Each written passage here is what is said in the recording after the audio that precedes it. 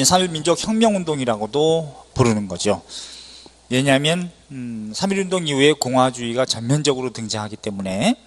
자, 그래서 3.1운동이 일어나게 되는 배경이 일단 기본적으로 국제정세하고 국내 민족해방운동의 영향도 있는데, 국제정세로 보면은 1차 세계대전 터진 이후에 17년에 러시아 혁명이 발발했듯이 전 세계가 혁명의 시대라고 부르는 시기가 1910년대입니다. 그래서 이 러시아 혁명이 불거졌던 것하고, 여기서 러시아 혁명이 무슨 의미가 있느냐, 우리 3.1운동하고 여기서 이제 제국주의에 반대하는 노선을 내세우는 이 사회주의 국가 소련이 등장해서 피압박 약소민족에 대한 지원을 내세웠거든요. 레닌이. 특히 이 소비에트 공화국의 레닌이 민족 자결주의를 처음으로 내세웠습니다. 그러니까 여러분들은 2차 세계대전 이후에 미국 대통령 윌슨이 맨 처음 얘기한 걸로 보이지만 그렇지 않아요. 17년에 이미 레닌이 자국 내에 100여 개 이상의 소수민족에 대해서 민족 자결의 원칙을 선언했고, 뭐 이런 영향으로 레닌도 윌슨도 제1차 세계대전 이후에 파리 강화회의 앞두고 민족 자결주의 원칙을 적용하자고 주창을 했던 것이고, 그 다음에 러시아 혁명 이후에 이제 소련에서 이제 그때는 러시아죠. 공산화되어 있던 러시아가 민족의 민족해방운동을 국제적으로 지원하겠다, 이런 약속도 있었기 때문에 영향을 받은 바도 있고, 그 다음에 어쨌든 민족자결주의 하나 하지 말아 두시고요. 또 민족적인 역량도 거기 또 한 축이 되는데, 한말부터 있었던 민족운동이 여전히 10년대에 있었다는 거죠. 그래서 의병운동의 계열이라든가 계몽운동 계열의 계열, 이런 한말 민족운동의 역량이 축적돼 있었고, 그 다음에 무엇보다도 10년대 무단적인 포갑정치, 헌병경찰 통치에 의해서 이제는 국내외 반일 민족운동 역량이 다 축적이 돼 있었고, 그 다음에 중광단 계열에서 3번에 보시면 대한독립선언서가 먼저 이제 발표가 됐다는 거죠. 이게 대한독립선언서는 중광단 선언서라고도 그럽니다. 혹은 무호독립선언서다, 이렇게도 부르는데 1918년 11월 달에 작성은 됐던 걸로 보이고 발표는 19년에 된 걸로 보입니다. 그래서 작성은 이제 조소왕 선생 혹은 김교헌, 이 두 분 중에 하나가 아니냐, 이렇게 보여지는데, 만주 노령에서 대한독립선언서. 그 다음에 고종도 1919년 1월 달에 죽어요. 그래서 고종이 이제 죽고 독살설에 따른 적개심이 또 민중 사이에 퍼졌었고, 그 다음에 28 독립선언, 독립선언 순서는 어떻게 된다? 대한독립선언, 무호독립선언, 그 다음에 28 독립선언, 여기 두 번째로 했죠. 조선청년 독립단 일본 도쿄에서 그 영향하에 국내에서도 지식인 중심으로 또 민족 대표 33명이라고 명명되어 있거나 혹은 49명이라고 알려져 있는 사람들, 기미 독립선언서, 우리도 뭔가 좀 해야 되지 않겠느냐 해가지고 독립선언서를 낭독하게 되면서 이제는 고종의 인산일을 기해 가지고 퍼지는 거죠. 자, 그러면 3.1운동이라고 하는 것이 이제 배경이, 국내외적 배경이 이렇게 있었고, 전개 과정의 특징은 크게 4단계로 보입니다. 대부분 책은 3단계로 하는데 저는 4단계로 이렇게 해요. 맨 처음엔 1단계는 준비 점학인데 1, 2, 3, 4단계에서 특히 가장 공통적으로 들어가는 거는 청년 학생들은 다 들어갑니다. 그럼 민족 대표 33명이라고 명명한 사람들은 1단계만 들어간다, 이렇게 보시면 돼요. 준비기 이때만 들어가는데 19년 1월부터 3월 1일까지 이때까지는 준비기 혹은 점학이라고 할 수 있는 일기라고 볼 수 있는데, 종교계 대표, 여기만 있다 그랬어요, 포인트가. 그 다음에 학생하고 청년 지식인들은 다 있습니다. 다 있는데, 여기 민족 대표는 계획을 하고 학생은 만세운동을 준비하는, 태극기 등사하고 막 이랬던 단계인데, 이때 민족 대표라고 하는 33명은 그 원칙이 3가지 원칙이 제시가 됐는데, 대중화시킨다, 그 다음에 비폭력주의를 채택을 하고 일원화시킨다, 이제 이렇게 3가지 원칙을 정했어요. 이게 좀 한계죠. 대중화시키는 건 좋은데 비폭력 노선을 채택했다는 것이 좀 문제가 되죠. 그래서 어떤 방침을 내세웠냐면 파리 강화회의 독립을 청원하자, 그 다음에 미국의 독립지원을 요청하자. 이미 안 됐는데, 미국은 한말부터 을사르기약 강제당하는데도 걔네가 동조했고, 경술국치 나라 뺐는데도 일본 놈들이 미국이 동조했고, 이런 상황인데 무슨 독립지원을 요청해? 일본에서의 독립을 요구한다. 이거 되겠어요? 또 국내에서 독립선언한다. 그러면 독립선언을 하려면 제대로 해야지. 목숨 걸고 해야지. 독립운동 지도자라고 한다면. 오히려 독립선언서에 이름 올린 사람들, 이 종교계 대표라든가 민족 대표라고 33명으로 올린 사람들은, 특히 그 기미독립선언문은 누가 기초했냐면 최남선이 기초하는데 문장을 씁니다. 근데 그 최남선은 민족 대표 33명의 이름을 올리지도 않아요. 그래서 빡돈 게 한용운 선생이야. 아니, 육당 최남선이 민족 대표로 이름도 올리지 않는데 자기가 후환이 들어가지고 이런 사람한테 어떻게 독립선언서를 맡기느냐. 내가 쓰겠다 그랬더니 다른 사람들이 만류합니다. 아, 이미 육당이 썼으니 뭐 그냥 가세 해가지고 그 끝에 붙인 공약 3장이라고 하는 세 문장 정도만 한용운 선생이 부기하는 거예요. 그래서 최남선의 한계가 있는 거죠. 그래놓고 본인들은 원래 파고다 공원에서 독립선언을 하기로 했는데, 이걸 낭독하기로 했는데, 본인들은 태화관이라고 하는 요리집에 가서 사전에 총독부에 연락까지 해놓습니다. 그렇게 아주 온건하고 후퇴하는 방식으로 계획했던 거예요. 그래놓고 그냥 앞장선 거는 그냥 우리 학생들, 청년 학생들이 이제 앞장선 거죠. 자, 비폭력주의를 내세웠던 것이고, 물론 비폭력주의를 내세웠던 것이지 폭력 무력 단계가 1기부터 있습니다. 2기부터. 그 다음에 2기 확산기입니다. 3월 상순이면 이제 3월 10일 정도, 3월 1일부터 10일 정도까지 청년 학생 지식인층이 주도하는 건 항상 뭐 앞장선다 그랬죠. 여기에 피지배층인 노동자층이 호응하는 단계. 여기는 주로 이제 만세 시위운동을 어디서 많이 하겠어요? 전국의 주요 도시 중심으로 먼저 전개되겠죠. 전국의 주요 도시 포인트. 여기에 상인이라든가 노동자층도 참여한다는 거. 여기서는 비폭력주의를 내세웠고, 비폭력 규모가 더 폭력 규모보다는 많긴 합니다. 무력 규모보다는. 자, 3단계 절정기 발표하세요. 3월 중순부터 그 3월 10일 이후부터 4월 상순, 4월 10일 정도까지인데, 이때는 최고 절정기입니다. 청년 학생 지식인 다 있다 그랬죠. 노동자도 있는데 일부 중소 지주도 참여한다는 것. 농민도 있지만 원래 일부 중소 지주는 부르주아 계급이기 때문에 이런 데는 별로 참여하지 않거든요. 근데 좀 생각 있는 사람들은 뭔가 우리도 좀 되는 것 같다라는 분위기 속에서 얘네들 웬만해서는 참여하지 않는데도 참여한다? 절정기구나, 이렇게 보시면 돼. 이때는 전국에 중소도시 및 농촌, 산간, 오지, 벽천, 강촌 여러분 집 근처까지도 만세 시위운동이 확산된다는 것. 그래서 농민들은 헌병 분견소를 습격하고 경찰서, 면사무소, 또 토지회사, 친일지주 이런 데를 대거 습격합니다. 그래서 토지대장이라든가 과세대장, 민족부 이런 거 소각해가지고 일제 식민지배 자체를 무너뜨리려고 하는 독립운동을 전개하더라. 이때 폭력 무력투쟁이 과격하게 나타납니다. 굉장히 활성화된다는 거죠. 특징이. 자, 그런데 이제 4단계, 3단계가 제일 중요하고 4단계 퇴족입니다.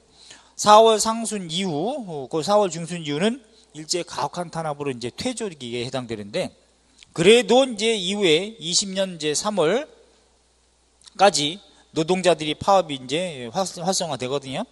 일제가 어느 정도 탄압을 하냐? 군대, 경찰을 동원해가지고 헌병 경찰이라든가 군대 동원해서 소방대 이런 걸 동원해서 무력 탄압을 해가지고, 대표적으로 경기도 화성 제암리라는 마을에서는 마을 사람들을 다 교회 예배당에 다 모아놓고, 그런 다음에 거길 문 걸어 잠근 다음에 총살로 다 죽인 다음에 그걸 또 흔적을 남기지 않게 해서 소각을 해가지고 그 마을의 소까지 다 불타서 죽는 이런 만행을 저질렀던 게 바로 쪽발입니다. 이게 화성 제암리 학살 사건이에요.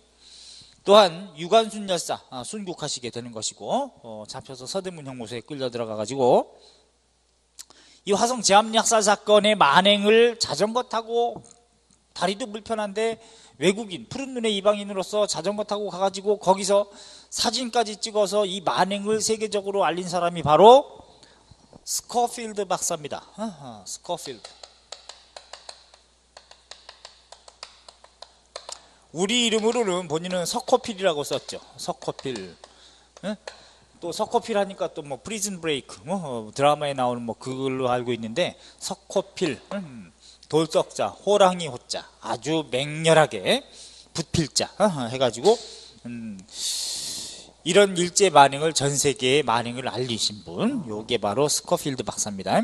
이 스코필드 박사는 우리나라의 국립묘지에 안장되신 분이에요. 외국인으로서는 최초로 아주 의미 있는 분이죠. 이런 분들이. 자, 저 같으면 시험에 내기도 하겠어요. 그럼 이제 의미 있는 사람이 누구냐? 스코필드 박사는 3.1운동 때 지압약살 사건의 만행을 알리신 분이고, 그 다음에 우리 한말에 베델 있죠. 베델. 베델. 대한매일신보, 대한매일신보 사장, 영국 사람 베델, 이런 분들, 스코필드 박사, 제압약살 사건, 학살 만행을 공개하신 분이고, 그 다음에 또 의미 있는 분이 누구냐면 허버트, 허버트. 이 사람은 예컨대 을사륙약, 을사륙약 무효 친서를 가지고 미국에 갔다가 만나지 못하고 미국 대통령을 네덜란드로 가가지고 헤이그 특사하고 같이 함께 외교활동 해주신 분이고, 양화진 외국인 묘역에 또 붙이신 분이에요. 그 다음에 우리 일제강점기에 임시정부의 군자금 모금하고 날라다주는 거점이 바로 대표적으로 국내에서는 부산의 안희재 선생의 회사인 백산상회하고 만주 요동반도 루이순 지역의 선박회사였던 조지 시오라고 하는 아일랜드 사람이 운영했던 선박회사 이륙양행이라고 하는 회사가 있는데 조지 시오입니다. 조지 시오.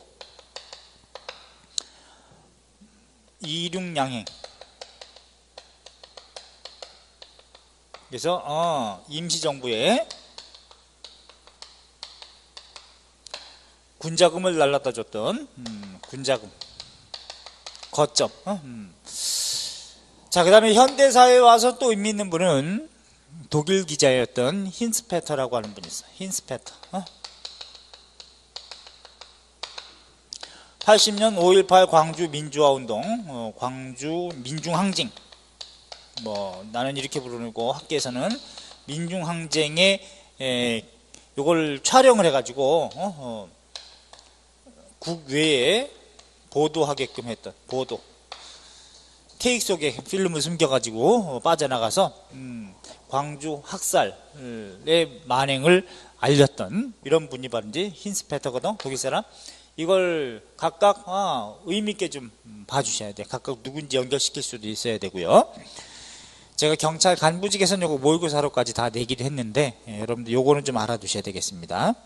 특히 스코필드 박사. 어쨌든 3.1운동 요것은 국내뿐만 아니고요. 비고란을 보시면 국외로도 많이 확산이 돼가지고 서간도, 동북간도, 중국 상해, 연해주, 미주, 일본, 도쿄에서 처음에 28 독립선언 했을 뿐만 아니라 이거 3.1운동의 영향으로도 오사카라든가 이런 동포들의 만세 시위 운동도 여전히 전개됐기 때문에 국내뿐만 아니라 국외까지 퍼졌던 전 민족적 민족 해방운동에 해당된다. 그러나 독립은 쟁취하지 못했죠. 일제강압적인 탄압에 의해서. 어쨌거나 이 3.1운동이 어떤 역사적 의의를 가지고 있느냐. 오른쪽 페이지 가시면요. 1번 역사상 최대 규모의 전민족적 민족 독립운동에 해당된다라고 하는 겁니다. 일부 극소수 친일 매국 세력, 예컨대 친일파, 친일지주, 또 매판 자본가를 제외한, 매판이라고 하는 거는 뭐냐면 매판 자본가는 우리 민족 자본을 외세에 팔아쳐먹고 지 배때기를 불리는 애들을 매판 자본가, 팔매자. 그래서 팔아먹는 자본가를 매판 자본가라고 해. 얘네들을 제외한 전민족적 항일 독립운동으로서 그 이전에 산발적으로 있었던 계몽운동 계열이라든가 의병운동 계열이라든가 또 민중의 생존권 투쟁운동이라든가 이런 것들이 각 계급의 이해관계를 뛰어넘어 가지고 하나의 물줄기로 통합된 최대 규모의 수렴된 역사상 최대 규모의 민족운동이다. 이런 의미가 있고요.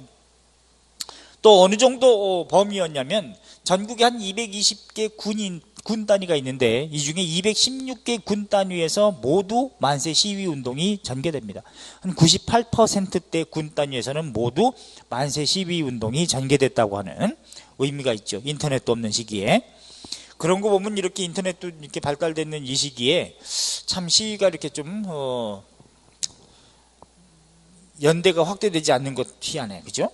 그 다음에 두 번째, 민족사의 정통성 회복. 물론 여기서 시위는 예컨대 일본 놈들의 어떤 독도 점유 또는 정신대 문제 같은 걸 가지고 있을 때 거기에 저항하는 요소가 좀 적다는 얘기죠. 민족사의 정통성을 회복시켜줬다는 두 번째 의미가 있다. 예컨대 3.1운동에 의해서 그나마 없었던 정부라도 이제는 만들어졌다는 거죠. 임시정부긴 하더라도, 국외 망명정부긴 하더라도 19년 4월 11일 날 통합된 정부가 만들어진다는 거. 그래서 이제 그때 정부 수립은 19년 4월 11일로 잡아야 되는 거죠. 그래서 이제 복벽주의가 청산된다. 이제는 왕정을 복구하려고 하는 주의가 다 청산되고 공화주의 체제, 민주공화제의 대한민국 임시정부가 수립이 됐다는 거. 그래서 단절된 국권 피탈 이후에 단절된 역사적 정통성을 회복시켜줬다는 계기가 된다. 이건 외우는 거 아닙니다. 그냥 이렇게 해서 이해하는 거죠. 세 번째, 민족해방운동의 분수령이 됐다. 굉장히 3.1운동 이후에 우리도 역량이 있다는 걸 이제 대내외 선포했고 또 그것이 축적됐음을 알렸고 또 느꼈어. 하기 때문에 조직화되고 강인화되고 활성화된단 말이죠. 그래서 20년대는 국내에서 민족해방운동이 또 국외까지도 성장하고 분화하는 요소가 있어서 이제는 국외에서는 무장독립전쟁이 활성화되는 특징이 보인다. 무장독립전쟁. 이제 바로 다음 시간 할 겁니다. 국내에서는 실력양성운동이 적극적으로 전개될 뿐만 아니라 이제는 그래서 이 노동운동, 농민운동, 여성운동, 형평운동, 민족일당운동 다양하게 분출되고 있다는 거죠. 자, 그래서 대중운동이 조직화되고 활성화되면서 민중이라고 할 때는 대부분 가장 많은 의식 있는 노동자, 농민을 얘기하는데 민족적이고 계급적인 각성이 촉진되고 주체적인 역량이 강화돼가지고 노동운동, 농민운동 같은 것이 굉장히 확대돼요. 그 다음에 네 번째, 일제 식민 지배 방식의 변화를 가져오게 되는 계기가 되어가지고 이때 전 세계 여론도 안 좋아졌습니다. 강압적인 포갑 정치 때문에. 그래서 무단 통치라고 하는 10년대 지배 방식에서 이른바 아주 김빼기 작전이긴 하지만 민족 분할 통치 혹은 분열 정책으로 바뀌어간다는 점. 걔네가 내건 거는 문화 통치를 표방하는 거지만 기만적인 거죠. 또 세계사적인 의의도 있습니다. 이게 전 세계 피압박받던 식민지 국가에서 일어난 전 세계 인류 역사상 최초의 민족해방운동이 바로 3.1 민족혁명운동이에요. 그 정도로 의미가 있는 거예요. 1차 세계대전 이후에 전승국 식민지에서 일어났던 최초의 반제국주의 민족운동일 뿐만 아니라 이것이 여러 아시아, 아프리카 또는 다른 나라의 약소 민족해방운동에 영향을 미쳐서 중국이 바로 이제 반외 민족운동이 전개되는데 5.4 운동이 전개됩니다. 3.1운동 이후에 19년 5월 4일 날. 그 다음에 인도, 영국의 식민지였죠. 간디라든가 네이루 중심으로 반영 민족운동을 전개하는데 또 3.1운동이 영향을 미쳐요. 비폭력, 불복종, 반영 민족운동, 베트남, 필리핀, 이집트 이런 나라들 반제국주의 민족해방운동에 다 영향을 미친 게 바로 3.1운동이니까 세계사적인 의미도 있는 거예요. 그 다음에 3.1운동이 물론 한계 없는 운동은 없는데 일제 잔인한 무단통치 또 탄압으로 독립쟁취는 실패했고 우리가 좀 전에 언급했던 것처럼 민족 대표라고 언명되어 있는 사람들이 굉장히 타협주의적이고 앞에 전면적으로 솔선수범하고 나선 게 아니라 투항주의적인 방식을 채택했다는 점, 본인들은 국제정세에 의존하려고 하는 점, 이런 점 이제 아쉽다는 얘기죠. 한계가. 자, 그러면 3.1운동을 이렇게 정리했으면 대한독립선언서 사료조 한번 볼까요? 무독립선언서 중에서 포인트가 돼서 시험에 낼 수 있는 건 뭐냐? 넘겨보세요. 포인트는 넘겨보시면은 그 단군기원 4252년 2월 이렇게 돼 있는 것 그 위에 단락 있죠. 정의는 무적의 칼이니 밑에 부분 밑에서 두 번째 단락 정의는 무적의 칼이니 이로써 하늘에 거스르는 악마와 나라를 도적질하는 적을 한 손으로 무찌르라. 요거 포인트 잡으세요. 요거 아주 그냥 빨간색으로 쫙 꺼놔. 이로써 5천년 조정의 광휘를 현양할 것이며 이로써 2천만 백성의 운명을 개척할 것이니 걸기하라 독립군 제하라 독립군. 요거 정의는 무적의 칼이니 요게 나를 아주 그냥 훅 치고 들어온다. 정의는 무적의 칼이니 이것으로써 곧 정의의 칼로서 하늘에 거스르는 악마와 나라를 도적질하는 적을 한 손으로 무찌르라. 요 한마디 아주 강하죠.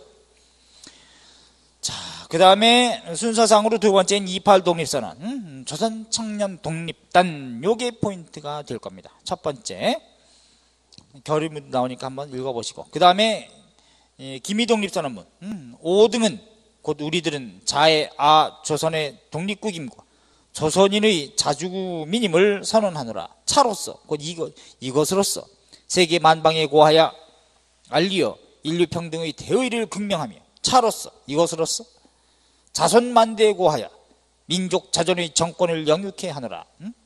자, 요거 첫 번째 단락 하나. 예전에 저희 학창시절 곧 고등학교 때는요, 이게 국어 교과서에 있었습니다, 이 지문 자체가. 그런데 이거 그대로 한글도, 한자도 있고 한글도 지금 지문 그대로처럼 제가 넣어드린 것처럼 있었는데, 저희 때는 이거를 다 외우게 했어요. 외우게 해서 전문을, 특히 전문을 외우되 한글은 다 지우게 했습니다. 까만색으로 다 볼펜이라든가 매직으로 다 지우게 한 다음에, 그런 다음에 국어 시간에 우리 담임선생 전부 다 읽히겠어 이걸. 그래서 못 외웠다 그러면 민족방망이 이렇게 해가지고 빨래방망이 같은 거에다가 본인이 민족방망이 이렇게 써놓고 이걸 팼어요. 이 민족방망이 이름은 좋은데 그걸 왜 패는지. 그래서 긴장하는 차원에서라도 이거 무조건 외웠습니다. 달달달달 외웠어요. 그리고 해석하게 하고 그랬던 기억이 나네. 자, 그래 놓고 맨 아래 공약 3장, 다음 장 넘기면요, 공약 3장 이렇게 기미독립선언문을 전문을 다 넣은 책도 아마 없을 겁니다. 자존심이에요. 다 넣어봐야지 이거는, 그치? 그래 놓고 밑에 공약 3장, 그러면 그 이 전문 자체는 누가 썼냐면은 최남선이, 육당 최남선이 쓴 것이고, 치졸하게 본인은 이름을 올리지 않았다 그랬죠? 맨 아래 공약 3장만 한용운 선생이 기초한 겁니다. 금일 오인의 차거는 이 거사는 정의 인도 생존 존영을 위한 민족적 요구이니 오즉 자유적 정신을 발휘할 것이여 결코 배타적 감정으로 일주 곧 치닫지 말라. 이것도 사실은 안 되는 거야, 그지? 일본 놈을 배타적 감정으로 내몰아야지. 무슨 소리야? 최후의 일인까지, 최후의 일각까지 민족의 정당한 의사를 쾌히 발표하라. 일체 행동은 가장 질서를 존중하라. 이게 문제라니까. 그래서 이걸 자 반대, 질서를 존중하여. 그걸 비판하신 분이 누구냐? 신채호 선생이에요. 신채호. 3.1운동도 민중의 의기를 자극한 정도는 있었으나 폭력 무력적 단계까지도 있었으니까 3.1운동 당시의 민중들은. 그런데 지도부 노선 자체가 이런 비폭력주의를 채택했다는 것이 한계였다고 바로 신채호 선생이 깠던 거죠. 자, 요렇게 순서를 좀 잡아두시고, 자, 그런 다음에 이제 넘기시면 사료 두 번째 제암리 학살 사건이 있어요. 이거 스코필드 박사학위 나오죠? 스코필드가 몰래 찍은 사진을 통해서 제암리 학살 사건이 전 세계에 폭로가 됐다는 거. 자, 그 다음에 밑에서 두 번째 보면 인도의 네루가 딸인 인디라 간디에게 보낸 편지. 상쾌한 아침의 나라라는 뜻을 지닌 조선은 뭐저쩌고 저쩌고 쭉 나오는 거 있죠. 그 다음에 동방의 등불, 이건 인도의 시성이라고 알려져 있는 타고르가 1929년 그 3.1운동 10주년이 되는 29년에 일본에 유학하고 있었던 유학생 신분으로서 거기서 조선 청년들하고 동병상련이기 때문에 선술집에서 술 먹으면서 이 3.1운동에 대해서 의의를 가지고 이렇게 시로 써준 거예요. 일찍이 아시아의 황금시대에 빛나는 등불의 하나였던 꼴에 그 등불 다시 한번 켜지는 날에 너는 동방의 밝은 빛이 되리라 해가지고 뭐 이렇게 써줬던 거라는 거죠.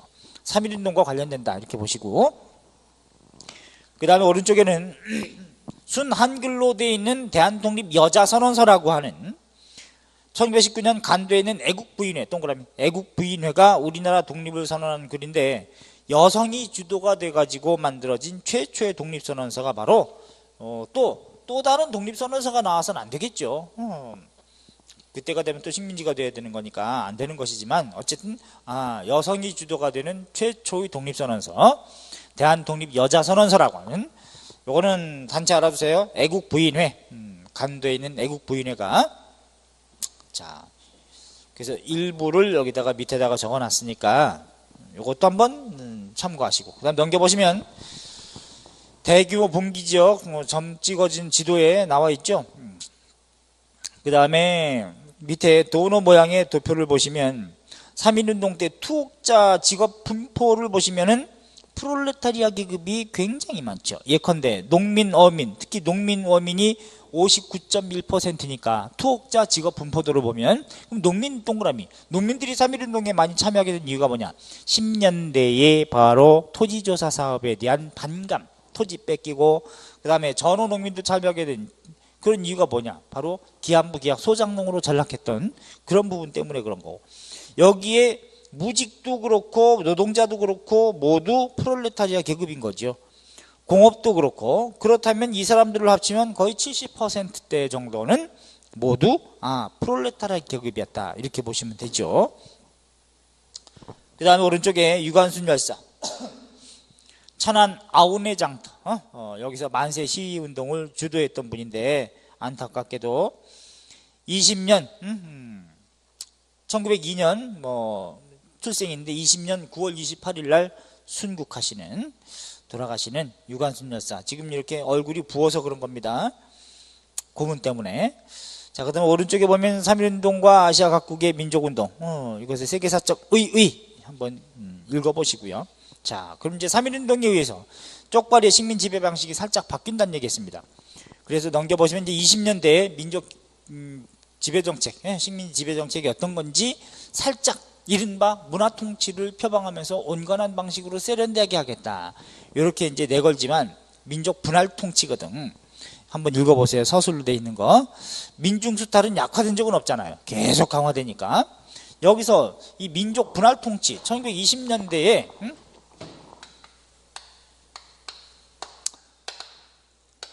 쪽거리는 민족 분할 통치를 하는데, 이걸 다른 말로는 민족 분열 정책이다. 민족 분열 정책이면서 이른바 문화 통치를 표방한다는 겁니다. 문화 통치를 표방한다는 거지.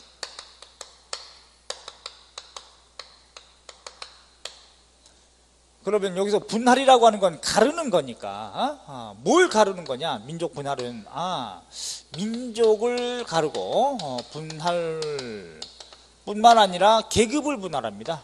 계급을 분할. 민족을 어떻게 분할하느냐? 쪽발이 있죠. 일본 놈. 일본 놈을 우대하는 거고, 조선인을 차대하는 거고, 차별하는 것이고, 일본 놈은 국내에 들어와서 부르주아 계급이 되는 거죠. 일본 놈 부르주아 계급이야. 그 다음에 조선인 내에서도 나누면 부르주아 계급이 있고 프롤레타리아 계급이 있는데, 여기서 프롤레타리아 계급은 항상 노동자, 농민이죠. 프롤레타리아 계급은 항상 노동자, 농민, 이런 사람들인데, 그러면 얘네가 바로 뭐냐? 일본 놈은 당연히 일본 놈이라고 치고, 얘네가 바로 친일파란 얘기야. 친일파. 얘네를 육성하는 거죠. 양성한다. 친일파 양성. 그래서 우리 민족 내부도 이제 분열시키는, 이거 우리가 민족 분할 통치 혹은 분열 정책, 이렇게 부르는 거예요. 그러니까 10년대는 강압적인 통치 때문에 다 지하 조직화했다. 20년대는 살짝 느슨하게 풀어준대. 그러니까 지하에서 올라오는 거야. 그럼 더 감시가 편해지죠. 얘네들 입장에서는. 예컨대 우리 부모가 된 입장에서 아주 강경한 아버지나 어머니 같은 경우에 너 9시까지, 밤 9시까지는 무조건 집에 들어야 된다. 귀가 시간을 딱 정해놓고 막 혼내키는 그런 강압적인 가부장적 질서 속에서 살고 있는 학생들은 연애하기도 좀 자연스럽지 않죠? 그러니까 연애하는 것도 숨겨. 반면에 아주 개방적인, 좀 느슨하게 좀 풀어주는 정책을 쓰는 엄마 아빠, 이런 경우, 그런 경우는 넌 좀 연애 좀 해야 되지 않니? 뭐 이렇게 하고 이렇게 풀어주는 듯하면 오픈하게 만들어. 오픈하면은 한번 좀 친구 데려와 집에 해서 맛있는 거 해주고, 걔한테도 물어보는 거죠. 이제 그래도 10시까지는 꼭 보내야 된다, 뭐 이런 식으로 하고, 전화번호 따고 이렇게 해서 저 뭐 좀 늦으면 너 같이 있니? 이런 식으로 이제 좀 수월하게 감시할 수 있는 뭐 이런 방식인 것처럼 마치 문화통치도 이제 그런 방식을 쓰는 거죠. 자, 그래서 넘겨보시면 민족 분할통치, 민족 분열 정책인데 왜 이렇게 바꿨느냐? 전 세계 여론도 안 좋아졌어요. 가장 악랄하게 지배했던 놈들이 일본 놈들이었기 때문에. 그래서 문화통치를 표방하는 내용과 기반적 허구성을 정리했으니까 내용이 뭐냐? 일제는 이렇게 주장합니다. 총독을 이제는 군인 출신이 아닌 문관 총독 출신도 임명할 수 있게끔 규정을 마련하겠다라고 해서 마련을 합니다. 그런데 오른쪽 보면 어떻게 되어 있습니까? 실상은 1945년까지 문관 총독 출신은 단 한 마리도 임명되지 않았다는 거. 전부 다 군인 출신으로서 대장 중에서 임명했다는 거. 개뻥이라는 얘기입니다. 두 번째, 경찰 제도를 개편해서 보통 경찰제로 전환시키겠다 이렇게 해서 표방을 해요. 그런데 오히려 10년대보다 20년대 이후에 경찰의 인원이라든가 장비 유지비는 3배 이상이나 증가합니다. 그러니까 더 악랄하고 광범위하게 탄압했다는 얘기지. 그 다음에 고등경찰제를 실시해가지고 이제는 우리 법원도 지방법원 있고 상급기관으로 고등법원 있고 대법원 있고 이런 것처럼 이제는 그 위에 고등경찰을 또 둬가지고 특히 일본의 고등교육을 받은 애들 중에서 이제 아주 경찰로 임명해가지고 우리나라에서 비밀리에 내지는 은유적인 기법으로 뭐 시를 쓴다든가 이런 사상 통제를 위해서 필요했던 게 고등경찰제입니다. 그 다음에 지방자치제도를 실시해 준다고 선전을 해. 그래서 평의회라든가 협의회라는 걸 두는데 잘 보세요. 이 지방자치 한다고 선전하면서 평의회라고 하는 거는 도, 부, 그 다음에 군, 읍, 면 이렇게 있지 않습니까? 행정구역이, 행정단위가. 근데 평의회는 의결기구예요. 평의회, 이거는 의결기구, 의결. 협의회는 자문기구입니다. 협의회는 이건 자문기능밖에 없어요. 의결기능이 없어요. 그러니까 어차피 자문기구를 하더라도 친일파들이 중심인데 평의회는 의결기구인데 여기 도 단위에는 의결기구를 둡니다. 평의회를. 왜? 그 당시에 일제 시기에 지방자치 해준다고 20년대 이후에 도의원 했다. 그럼 완전히 뭐 적극적인 친일파거든. 그러니까 일제 총독부의 지배정책에 동조할 수밖에 없는 애들이기 때문에 여기는 의결기구를 둬요. 그런데 C급에 해당되는 부단위는 의결기구를 두지 않아. 겁먹은 거지 개새들이. 그런 다음에 협의회라고 하는 거는 두기는 한단 말이야. 협의회. 여기는 의결기구를 두지 않는 이유는 뭐냐? 이 밑으로 갈수록 조선인들이 많이 또 살고 있죠. 포진돼 있기 때문에 여기는 의결기능을 주지 않을 뿐더러 여기는 자문기구는 주긴 하는데 이건 뭐 허수아비죠. 그럼 나중에 30년대 지방자치제도를 개정합니다. 그럴 때는 이런 곳에도 의결기능을 두는데 아주 관선지명제로 둡니다. 자, 어쨌거나 평의회 일부 지역에서만 선거하고 대부분 관선지명제예요. 평의회라 하더라도 일부 지역에서만 한다 이 말이야. 일부 지역에서만. 그 다음에 친일 부르주아 세력만 정치에 참여시켜요. 친일 부르주아 세력만 정치에 참여시키는 건 뭐냐? 예컨대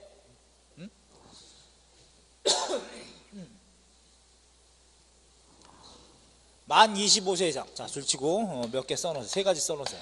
만 25세 이상의 남성만 참정권을 줍니다. 그 다음에 세금을 5원 이상을 납부한 사람, 납부자. 동일 지역에서 한 지역에서 1년 이상 거주해서 신원이 확실한 자, 1년 이상 거주자, 이런 사람만 참정권을 줘요. 참정권 부여. 여성한테는 참정권도 없고 가난한 사람, 세금 내지 않은 사람은 참정권이 없고 동일 지역에서 1년 이상 거주하지 않고 신원을 확실하지 않고 뭐 이런 사람은 참정권이 아예 없습니다. 하기 때문에 이건 친일파들만 참여시킨다는 그런 의미고, 협의회라고 하는 기구를 두었지만 이거는 자문 기능만 있을 뿐 의결권은 없어요. 하기 때문에 지방자치는 이건 허구고요. 언론 정책에 있어서 언론 출판 집회 결사의 자유를 제한적으로 허용한다고 이렇게 선전합니다. 그래서 조선일보, 동아일보가 간행이 됩니다. 20년부터 발행이 되지만 나중에 40년에는 강제 폐간당하기도 하죠. 출판 가능해. 그래서 장조, 배허, 백조, 조선문단 이런 잡지들이 간행돼. 또 집회, 결사, 어떤 단체를 만들 수는 있지만 다 신고해야 돼. 오픈된 단체일 수밖에 없고 제한적으로 허용하는데 그러나 총독부 기관지만 존속을 하고 동아일보, 조선일보 발행은 되지만 40년에 강제 폐간되고 오히려 일제 감시와 탄압이 심해져가지고 검열, 압수, 정간, 삭제, 폐간이 더 심화된다는 점. 40년엔 그나마도 완전 다 폐간시킵니다. 이것도 기만적인 허구성이고, 그 다음에 교육정책. 자, 교육기회를 확대시켜준다고 선전해. 그래가지고 11년에 제1차 조선교육령 때는 대학 설립을 불허했습니다. 또 보통교육의 수업연한을 6년에서 4년으로 줄이고 그랬는데 이제는 수업연한은 4년에서 6년으로 늘리고 대학 설립을 허용해준다. 뭐 이렇게 이제 기만적으로 뻥쳐요. 그래서 보통학교를 4년에서 6년으로, 뭐 지역에 따라 약간 5년이나 4년으로 좀 하기도 하는데 고등보통학교는 4년에서 5년으로, 또 여자 고등보통학교는 3년에서 4년 내지는 5년으로 이렇게 좀 늘렸다 그러면 2차 회유할 때 라는 거고, 그 다음에 삼면일교주의를 표방합니다. 삼면일교주의는 세개 면당 한 개 학교를 세워주겠다. 야, 이건 뭐 세개 면당 한 개 학교를 세워주겠다. 그러면 지금 현재 5개 면에도 한 개 학교가 없다는 얘기입니다. 5개 면에도 한 개 학교가 없다. 그러면 한 개 면 단위가 굉장히 넓죠. 시골에서는 면 단위가 굉장히 넓어요. 지금 뭐 도시에 살고 있는 사람들인 경우에 서울에서 예컨대 하나의 그 구 정도 단위 이렇게 본다고 하면 뭐 강남구 이쪽에서 이쪽 끝으로 간다. 이것도 굉장히 멀어요. 걸어서 다닌다고 할 때. 그러면 이게 3개 면에도 학교가 없고 5개 면당 하나 학교가 있을까 말까 하다면, 여기가 중심지라면 학교가 하나가 여기 있다. 그러면 여기 있는 애들도 다니기 어려운데 여기 있는 애들은 어떻게 다니겠습니까? 못 다니는 거야. 못 다니는 거지. 그러니까 다니려면은 별 보고 갔다가 집에 오면 별 뜨고 달 뜨고 이런 상황이 되는 거죠. 겁나게 런닝을 해야지. 그래서 손기정 선수는 겁나게 또 잘 달릴 수밖에 없었던 이유도 있겠죠. 어쨌든 3면일교주의 2차 조선교육령 때, 나중에 3차 조선교육령 때는요 1면일교주의를 표방합니다. 한 개 면당 한 개 학교를 세우겠다. 이렇게 이제 또 회유해. 자, 그런 다음에 대학 설립을 허용하는 규정을 마련하지만 오히려 그래? 그럼 우리가 돈 모아서 대학 설립할게 했더니, 밀립대학 설립하겠다고 했더니 이건 또 방해해가지고 만들지 못하게 해서 못 만듭니다. 대신 조선총독부에서 만든 경성지국대라고 하는 거 하나 띡 24년에 만들어 놓고 말죠. 자, 그래 놓고 오른쪽으로 가시면 박스에 이게 나오죠. 일제 시기에 국어라는 표현은 일본어를 얘기합니다. 국사는 일본사를 얘기하는 거고요.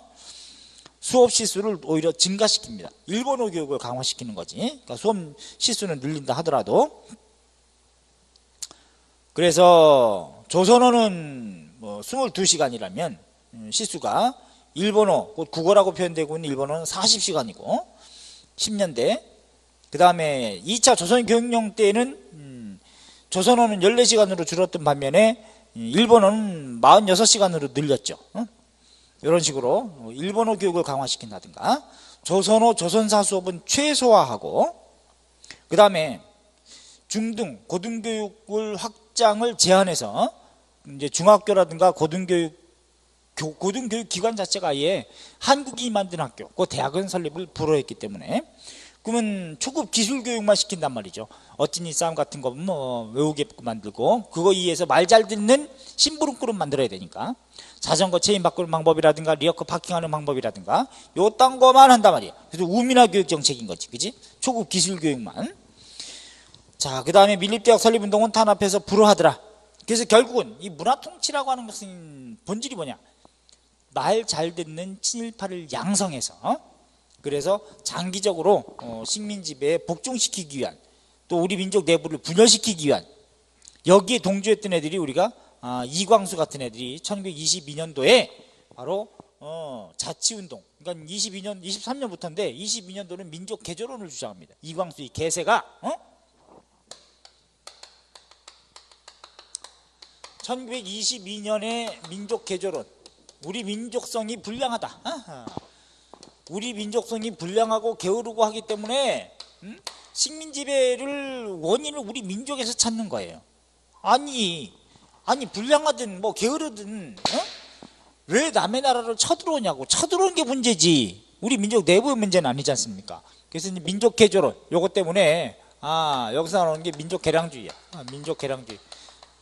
우리를 불량한 민족으로 보고 우량한 민족처럼 일본처럼 우리 민족성을 개조시키자. 이게 바로 민족 개량주의야. 지 생각만 바꾸면 되는데 이 개새가. 그 다음에 1923년도에는 민족적 경륜이라고 하는 글에서 민족적 경륜. 여기서 자치운동이 나와요. 자치운동. 자치운동으로 해서 23부터 32년까지 3차례 정도 전개됩니다. 3차례 전개. 정치적으로 참정권 청원운동이야. 정치적으로 참정권. 우리도 참정권을 달라. 청원운동. 관직 진출하게 해주세요. 청원운동. 이 미친놈이. 자치운동의 뜻이 뭐냐면요, 일제 식민 지배는 인정하자는 거예요. 인정하고 총독의 비위를 거스르지 아니한 상태에서 장기적으로 우리가 이쁨을 모여가지고 정치적으로 참정권을 좀 얻어내자. 아니 솥이 썩었는데, 솥이 썩고 여기 이게 솥이야. 솥인데 똥이 들어있어요. 그러면 똥을 치워야지. 똥은 내두고 그 위에 똥 묻지 않은 밥 좀 주세요. 뭐 이런 거지. 또 우리 집에 강도가 들어왔어. 강도가 들어왔는데 베란다에 다 몰았어. 아버지, 엄마, 나, 동생 다 몰아놓고 지들이 다 차지해. 여길 집을 차지했는데 강도한테 애원하는 거지. 아유 그냥 집은 가지시고 기분 안 나쁘시죠? 집을 가지세요. 집은 가지시고 우리도 라면 하나 끓여 먹게 해주세요. 이런 정도의 청원운동이 바로 자치운동이라는 거예요. 강도를 내쫓을 생각을 해야죠. 강도를 집에서. 우리 집인데 우리 나라인데. 그렇지 않고 총독의 비위를 거스르지 아니한 상태에서 여기서 삼촌이 아버지가 강도를 쫓아내려고 막 끈 풀고 몽둥이 한번 찾으려고 하는데 삼촌은 그러지 말아요. 그러다가 더 다쳐요. 해가지고 빌자는 얘기지, 그지? 예. 그러니까 이게 자치운동이라는 게 이런 모순이 있는 거예요. 또 자치가 된 적도 없고요. 그래서 나중에 장기적으로 일본한테 청원해서 자치를 하고 하자. 뭐 이게 바로 이제 자치운동인데 이거는 될 리도 없는 거죠. 자, 이광수 이 개새가 주도했습니다. 23년부터 32년까지 3차례 자치운동이라는. 결국은 얘가 어떻게 했어? 적극적으로 친일 견제라고 앞장서더라. 동조하고. 그래서 차라리 이광수, 최남선, 홍명희 이 세 사람이 그 당시에 조선의 3대 천재라고 알려져 있습니다. 꼬맹이도 다 알아. 이광수가 누구고 최남선이 누구고 유명하니까. 그 중에 이광수 적극적으로 친일했죠. 최남선 친일했죠. 벽초 홍명희 선생만 친일하지 않습니다. 임꺽정이라는 소설도 쓰시고 했던 분이죠.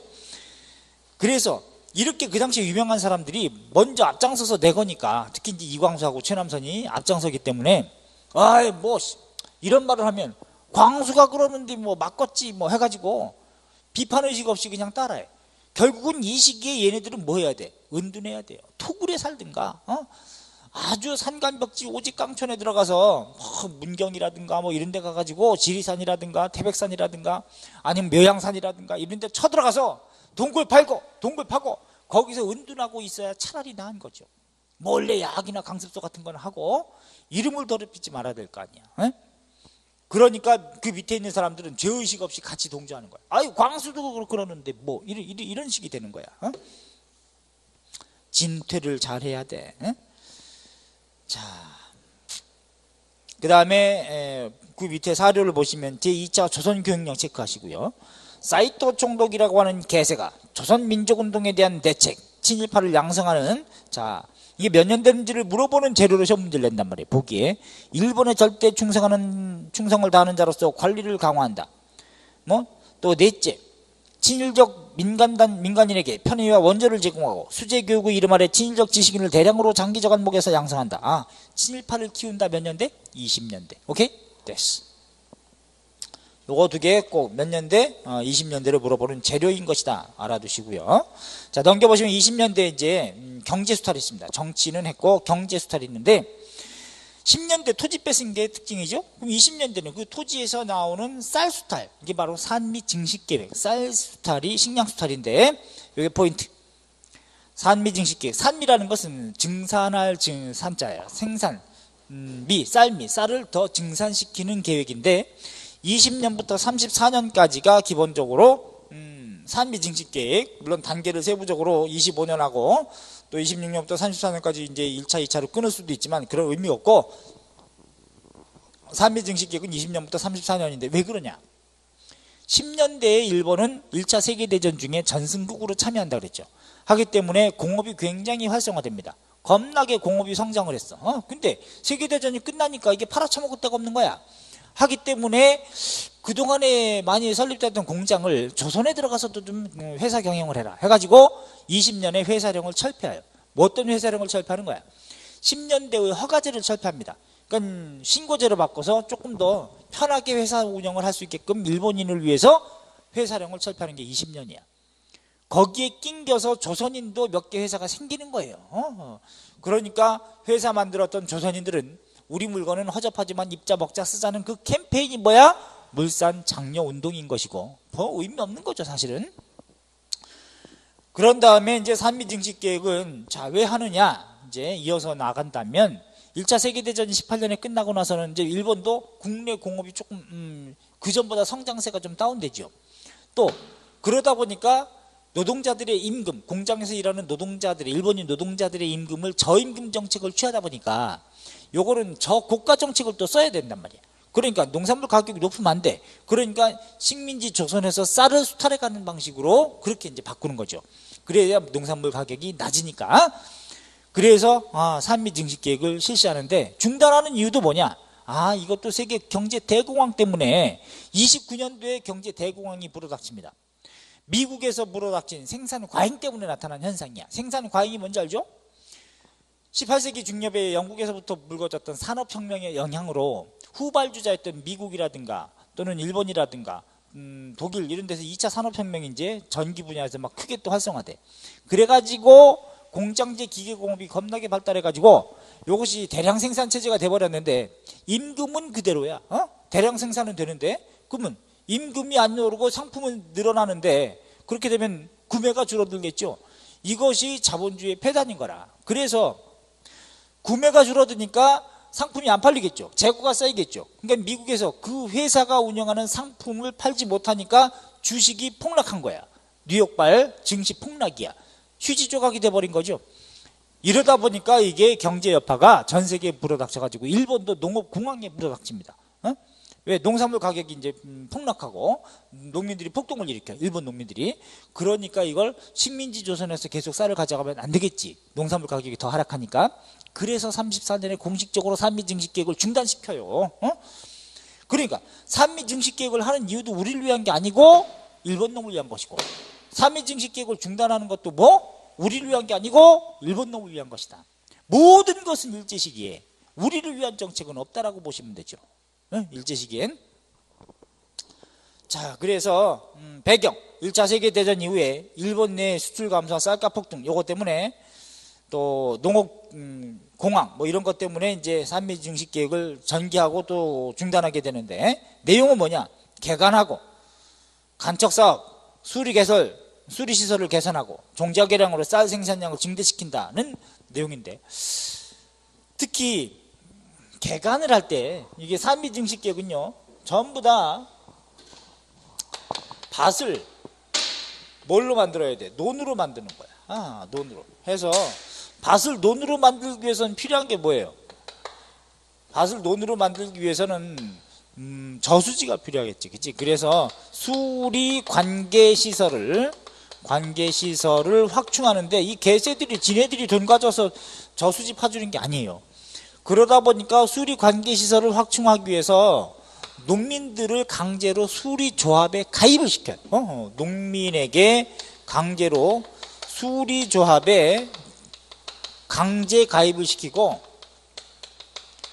플러스 저수집할 때 돈 필요하니까 돈 내라 해가지고 수리조합비를 걷어. 수리조합비 비를 강제로 걷습니다. 강제. 그러니까 농민들은 정말 빡돌겠죠. 이런 이게 뭔 짓이요? 해가지고 우리 농민들은 수리조합 반대투쟁을 전개. 수리조합 반대투쟁.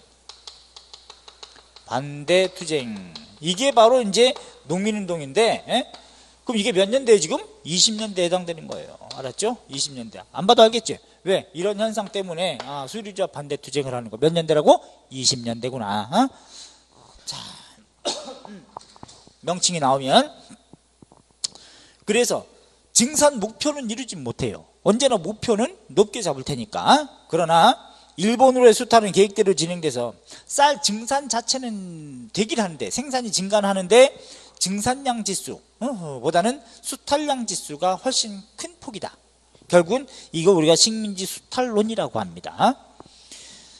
근데 증산됐다는 거 가지고 일본 놈들은 뭐라고 하느냐, 이거 봐라, 이게 쌀 증산됐으니까 식민지식이 오히려 근대화되고 잘 살지 않았느냐, 이런 주장을 하는 애들과 더불어 우리나라도 역사학계의 그런 친일파의 후손들은 그런 주장을 여전히 해요. 식민지 시기에 오히려 쌀이 증가됐고 또는 도로가 많아졌고 건물도 현대화됐고 뭐 이런 것들이 이제 근대화되지 않았냐, 이런 개망발을 하는데, 설령 그런다 하더라도 식민지 체제가 긍정화될 수는 없는 거지요. 또 쌀을 수출한다 하더라도 1,000원짜리를 100원에 수출하면 그게 정상적인 수출입니까? 아닌 거죠. 그건 수탈이라고 봐야 되는 거지. 그지? 자, 그래서 한국의 식량 사정은 당연히 악화될 거고 미국 소비량은 감소하고, 이러다 보니까 쌀이 부족하니까 이제 만주에서 잡곡 수입은 증대한다. 요거 체크. 만주에서. 또한 농민운동, 특히 소작쟁이가 이제 20년대부터 활성화되는 겁니다. 또 국내에서 살기 어려운 분들은 이제는 국외로, 간도, 특히 서간도, 북간도, 연해주 이런 데로 이제 이주하게 되고, 일본으로는요 1910년대 20년대는 정치인이라든가 망명객이라든가 유학생들이 많았어요. 30년대 같은 경우는 노동자, 농민들이 좀 갔고, 40년대는 이제는 37년 중일전쟁 이후는 징용이라든가 징병으로 많이 또 끌려가게 되시는 이런 분들이 많죠. 또 이러다 보니까 결과 농업구조가 기형화된다. 이제는 밭을 전부 다 논으로 만드니까 단작형 농업구조가 되는 거예요. 이걸 영어로 말하면 모노 에그리컬처 뭐 이렇게 얘기할까? 뭐 죄송하긴 한데 쌀 농사 위주의 단작형 농업구조가 된다. 또 이러다 보니까 식민지 지주제는 여전히 강화된다. 이거 10년대부터 했죠. 식민지 지주제라는 말은 10년부터 45년까지 다 적용되는 말이다. 오케이? 그래서 지주는 1%대 증가, 자장농 감소, 자수장농 감소, 그 감소분이 어디로? 소장농 왕 증가로 갔다는 거.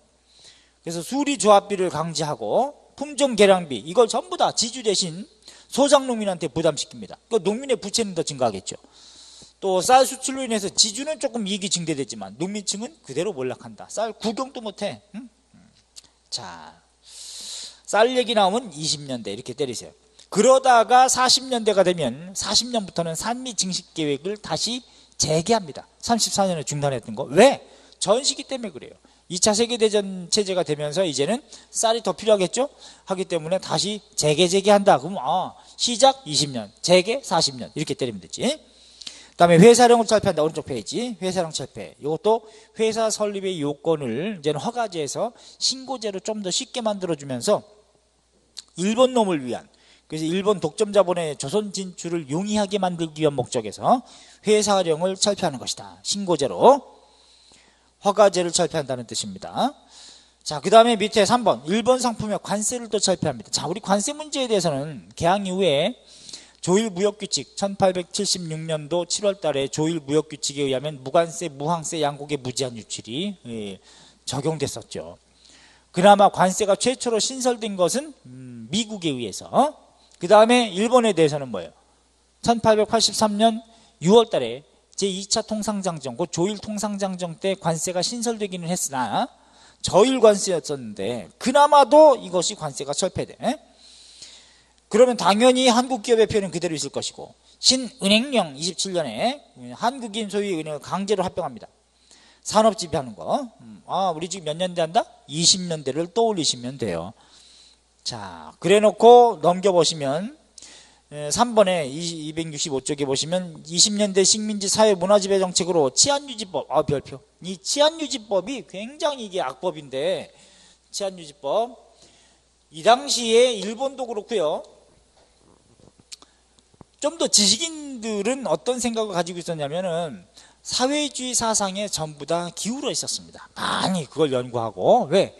어쨌든 억압이나 압제에서부터 벗어나는 해방을 강조하는 것은 공산주의, 사회주의 이게 많았기 때문에, 그래서 그 당시에 자본주의 체제를 비판하고 부정하고 그걸 변혁시키려고 했던 세력이 사회주의 세력이기 때문에, 일본 본토도 그렇고 전 세계에서도 하기 때문에, 우리 일단 어떤 자본주의 폐단을 다 직시하고 경험했기 때문에 빈부격차가 커지고 노동의 비인간화 이런 것 때문에 결국은 그런 세력을 탄압하기 위해서 만든 게 치안유지법이에요. 일본 본토에서 그 치안을 잘 유지하겠다. 반대 세력, 자본주의 체제를 반대하는 세력을 탄압하기 위해서 만든 게 치안유지법입니다. 1925년. 그래서 국채를 변혁할 목적으로 단체를 만들거나 동조하거나 협력하거나 한 사람들은 이제 징역에 처한다 이런 얘기들이 이제 나오면 이건 치안유지법이구나. 이걸 그대로 식민지 조선에도 적용을 해. 그럼 그 당시에 사회주의 공산주의를 표방했던 그 당시에 사람들은 대부분 이런 식민지 체제에 저항하는 민족운동 했던 세력들입니다. 그러니까 민족운동가를 탄압하기 위한 건데, 치안유지법에 대한 반작용으로 민족주의 세력도 탄압받고 사회주의 세력도 탄압받는 동병상련에 있기 때문에, 그래서 비타협, 곧 일제에 타협하지 않겠다는 민족주의 세력과 그 다음에 사회주의 세력이 연대한 것이 바로 신간회, 근회가 만들어지는 거예요. 이런 단체가 신간회, 근회. 둘 다 1927년부터 여성계열의 단체죠. 자매단체예요. 1931년 신간회, 근회가 조직된다면, 반면에 똑같은 맥락으로 또 요 치안유지법처럼 만주에서, 요거는 국내에서 있었던 것이고요, 국외 만주에서 있었던 게, 만주 군발이 중국인 친일파 우진 장조린 이 개세와 조선 총독부 경무국장이었던 미시아라고 하는 개세가 좀 연합한 것이 미시아 협정입니다. 미시아 협정. 그래서 만주에서 조선인의 무기 휴대를 엄금하고, 또 만주에서 또 일본이 지명하는 독립운동가를 적발하거나 잡으면 일본으로 넘기기로 한다. 이게 바로 이제 미시아 협정이야. 똑같이 1925년. 그러니까 만주에서도 민족운동 세력이 또 탄압을 받죠. 그래서 이제 연대가 모색이 되는 거예요. 그래서 참의부, 정의부, 신민부라고 하는 정부, 각각의 자치정부의 성격을 띠고 있었던 그 3부도 좀 더 조직화시켜서 세게 만들자. 이게 3부 통합운동이 나오는 거예요. 3부도 하나의 통합정부로 만들자. 통합운동. 1928년부터 전개되거든. 요 둘도 같은 맥락인 거죠. 반작용으로. 그러면 이거 우리가 뭐라고 하냐? 민족유일당 운동이라 그래. 민족유일당 운동. 민족유일당 운동. 하나의 정당으로 통일시키자. 유일당 운동이라고 하는 거예요. 이거는 국내에서, 이거는 만주에서. 다른 말로 하면 민족협동전선 운동. 저는 그 말이 더 좋긴 한데, 민족유일당 운동이라고 하는 겁니다. 이거 시험에 굉장히 많이 나오죠. 잘 나오니까 세부적인 건 나중에 하더라도 이것에 대한 반작용, 요것에 대한 반작용, 요것과 요것이 나오는데 같은 맥락이라는 거 알았죠? 이건 같은 맥락이다. 민족 단일당 운동 혹은 유일당 운동, 협동전선 운동, 합치자라는 개념은 모두 여기에 해당돼. 혹은 통일전선 운동 다 표현해도 상관없습니다. 그러나 제일 많이 쓰는 말은 민족유일당 운동이라는 말을 가장 많이 쓴다는 얘기죠. 자, 치안유지법 사료 별표해 놓으세요. 국채를 변혁 또는 사유재산 제도를 부인할 목적으로, 그럼 사회주의 세력, 결사, 그 조직체를 조직하거나 그 점을 알고 이에 가입한 자는 10년 이하의 징역 또는 금고에 처함. 이런 말 나오면 치안유지법 몇 년대? 20년대 중반, 25년부터. 자, 그 다음에 그 밑에 2번 친일단체인데 이거 한번 쭉 그냥 읽고만 지나가세요. 윤치호, 이용태, 민원식, 또 유도진흥회라 그래가지고 유교계의 유생들입니다. 대동동지회, 민영기, 송병준 이 개새들이라고 보면 되다. 그 다음에 3번 한국사 왜곡 있죠. 별표 해놔야지, 그지? 한국사 왜곡. 자, 요거 우리 잠깐 쉬었다가 한바탕 해야 되니까 한국사에 대해서 식민사관이 뭔지, 예? 이것에 대한 반작용으로 우리는 어떻게 저항했는지 요건 좀 쉬었다가 한바탕 해야 되니까 쉬었다 갑니다. 아셨죠? 우리 20년대 식민지배정책 일단 기본적으로 유념하시고 한국사역은 좀 한바탕 해야 되니까 잠깐 쉬었다가 갈게요. 자, 잘 정리하세요.